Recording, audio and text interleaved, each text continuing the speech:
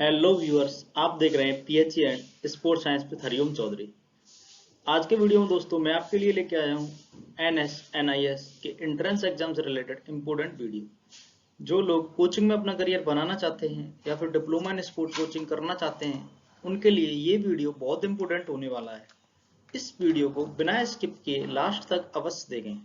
Sport authority of India sign and NSNIS Patiala के द्वारा online application form निकाल दिए गए हैं 62 batch diploma in sports coaching के लिए। जो भी लोग ऑनलाइन एप्लीकेशन भरना चाहते हैं वो इस वेबसाइट पर जाकर के ऑनलाइन एप्लीकेशन फॉर्म फिल कर सकते हैं।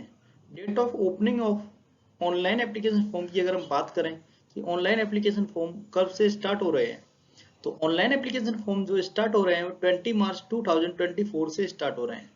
इसकी अगर हम लास्ट डेट की बात करें तो last date of filling online application form, इसकी जो लास्ट डेट है वो 19 अप्रैल 2024 है।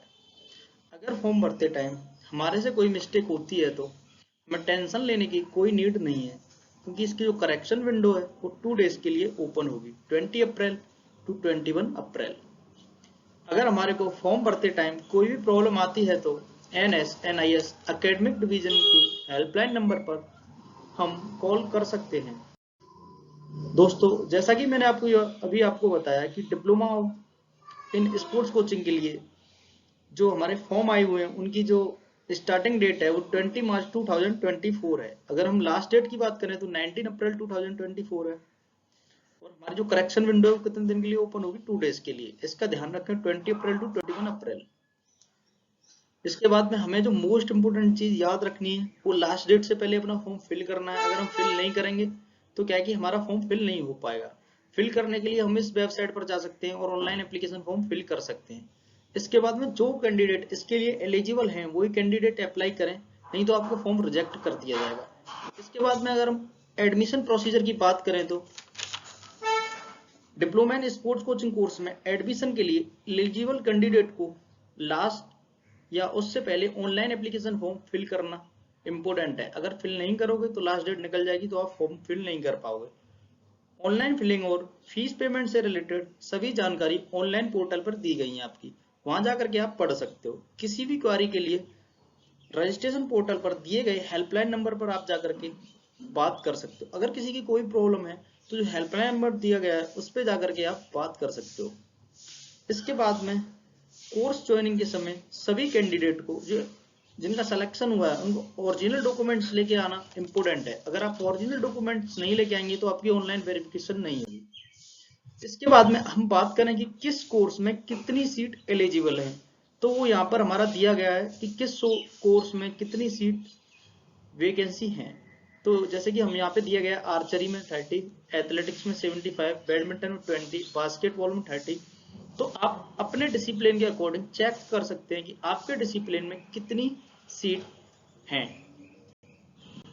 इसके बाद में अगर हम बात करें कि एग्जाम सेंटर कहाँ कहाँ बनाए गए हैं, तो एग्जाम सेंटर आपका जो अहमदाबाद, अंबाला, बेंगलोर, भोपाल, चंडीगढ़, चेन्नई, कोयम्बटूर, फरीदाबाद, गुड़गांव, आपकी सिटी हो सकती है कि आपकी सिटी में एग्जाम सेंटर हो। अगर आपकी सिटी में एग्जाम सेंटर नहीं है तो आपको ये देखना है कि आपके पास कौन सी सिटी पड़ती है, आप उसके लिए फिल कर सकते हो, आपका एग्जाम सेंटर वहां पड़ जाएगा। अगर हम इंटरनेशनल लोकेशन की बात करें तो बांग्लादेश, नेपाल एंड श्रीलंका, यहाँ पर भी ऑनलाइन एप्लीकेशन जो हमारी फॉर्म भरे हैं हमने उसके लिए जो ऑनलाइन एग्जाम होगा वो बांग्लादेश, नेपाल और श्रीलंका में भी होगा। इसके अगर बाद में अगर हम बात करें कि जब हम फॉर्म भरते हैं तो वहां पे एक ऑप्शन आता है कैटेगरी का, आप किस कैटेगरी में आते हैं, category A1, category A2, category B। तो ये जानना हमारे लिए बहुत जरूरी है। तो ये डिपेंड करता है आपकी एजुकेशन और क्वालिफिकेशन पे। अगर हम बात करें कैटेगरी A1 की, तो इसके लिए जो हमारी एजुकेशन क्वालिफिकेशन होगी वो +2 होगी। हमने +2 पास किया हुआ होना चाहिए, हमने इंडिया को ओलंपिक में रिप्रेजेंट किया हो, या फिर participation in senior world championship में हमने पार्टिसिपेशन किया हो, या फिर हमारा एशियन या कॉमनवेल्थ गेम में मेडल हो। इसके बाद में अगर हम बात करें कैटेगरी A2 की, A2 में कौन कौन से कैंडिडेट आएंगे, तो इनके पास भी 10+2 आपका होना चाहिए किसमें, एजुकेशन में। इसके बाद में स्पोर्ट्स अचीवमेंट की बात करें तो स्पोर्ट अचीवमेंट में Olympic games, senior world championship, Asian games, senior Asian championship, Commonwealth games, Commonwealth championship, youth Olympic. इसमें पार्टिसिपेशन आपका होना चाहिए। इसके बाद में अगर हम कैटेगरी बी की बात करेंगे दोस्तों, तो कैटेगरी बी में जो हमारा एजुकेशन क्वालिफिकेशन है वो ग्रेजुएशन होना चाहिए आपके पास, कंपलसरी है। इसके बाद में अगर हम स्पोर्ट्स अचीवमेंट की बात करें तो participation in major international competition, किसी भी इंटरनेशनल कंपटीशन में आपने पार्टिसिपेशन किया हो, अगर ऐसा नहीं है तो इसके बाद में और क्या हो सकता है, participation in any of the following, इनमें से किसी में पार्टिसिपेशन होना चाहिए। जैसे कि आपने सीनियर नेशनल चैंपियनशिप, खेलो India university games, all India inter university games, इनमें से किसी में पार्टिसिपेशन किया हो। अगर इनमें भी आपने पार्टिसिपेशन नहीं किया तो 2 टाइम्स पार्टिसिपेशन की नीड है। 2 time participation any of the following, आपने यूथ नेशनल चैंपियनशिप में 2 टाइम पार्टिसिपेशन किया हो, आपने इंटर सर्विसेज में 2 टाइम पार्टिसिपेशन किया हो, आपने ऑल इंडिया पुलिस में 2 टाइम्स पार्टिसिपेशन किया हो। अगर आपके पास ये भी नहीं है तो आपने डिप्लोमा इन स्पोर्ट्स कोचिंग के लिए अभी क्या कर दिया है कि जो 6 वीक सर्टिफिकेट कोर्स है उसको एलिजिबल कर दिया है। अगर आपके पास कोई भी सर्टिफिकेट नहीं है तो आपने अगर 6 वीक सर्टिफिकेट किया है तो आप डिप्लोमा इन स्पोर्ट्स कोचिंग के लिए एलिजिबल हो। इसके बाद में अगर हम कैटेगरी सी की बात करें तो कैटेगरी सी में कौन आएगा, जो एजुकेशन क्वालिफिकेशन रहेगा हमारा वो रहेगा ग्रेजुएशन। इसके बाद में अगर हम स्पोर्ट्स अचीवमेंट की बात करें तो medal winner in north east games, आपके नॉर्थ ईस्ट गेम में मेडल होना चाहिए। अगर ये नहीं है तो आप 2 time participation in north east games, अगर ये भी नहीं है तो आपने जो कैटेगरी बी में दे रखा है उनमें से कोई भी, जैसे कि डिप्लोमा इन स्पोर्ट्स कोचिंग के लिए क्या है कि जो 6 वीक सर्टिफिकेट कोर्स है वो आपने किया हुआ होना चाहिए।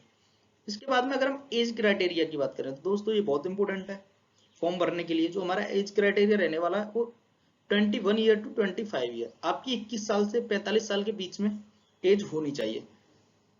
एज रिलैक्सेशन भी दिया जा रहा है। एज रिलैक्सेशन किसको दिया जा रहा है, upper age relaxation up to 5 years, हमारे को 5 ईयर एज रिलैक्सेशन दिया जा रहा है।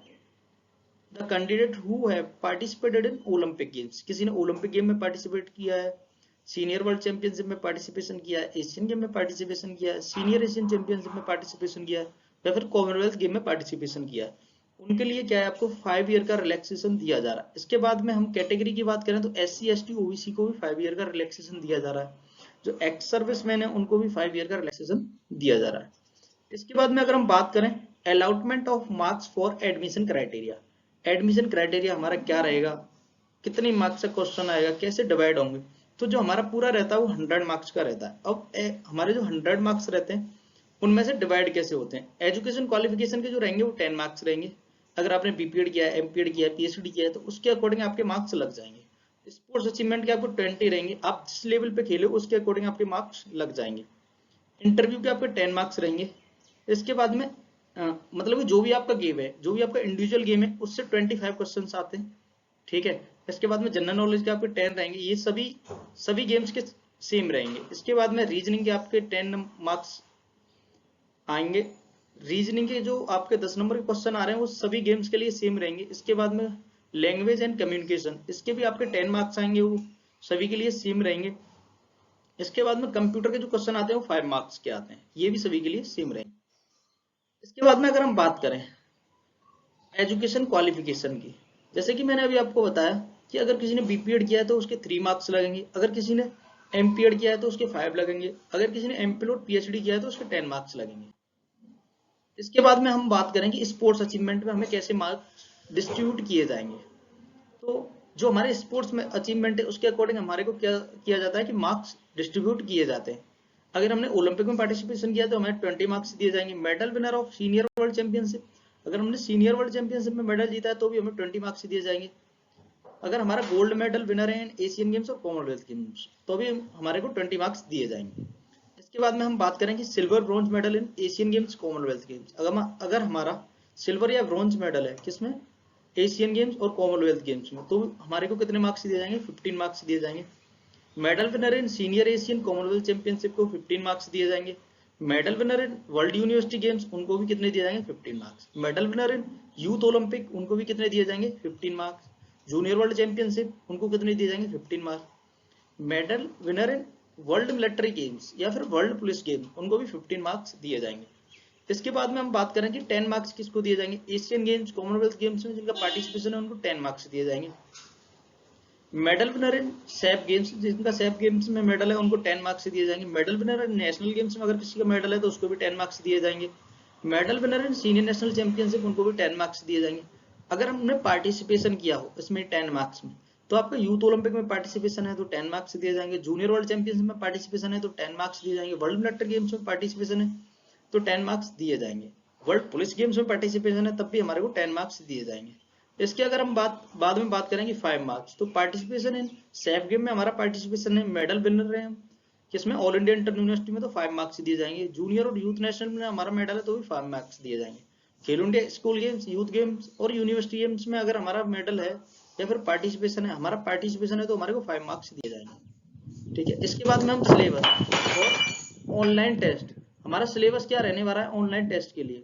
तो सबसे पहले मैंने जो आपको बताया था कि आपके गेम से रिलेटेड जो भी आपका गेम है, स्पोर्ट्स थ्योरी कितनी आएगी 25 मार्क्स की।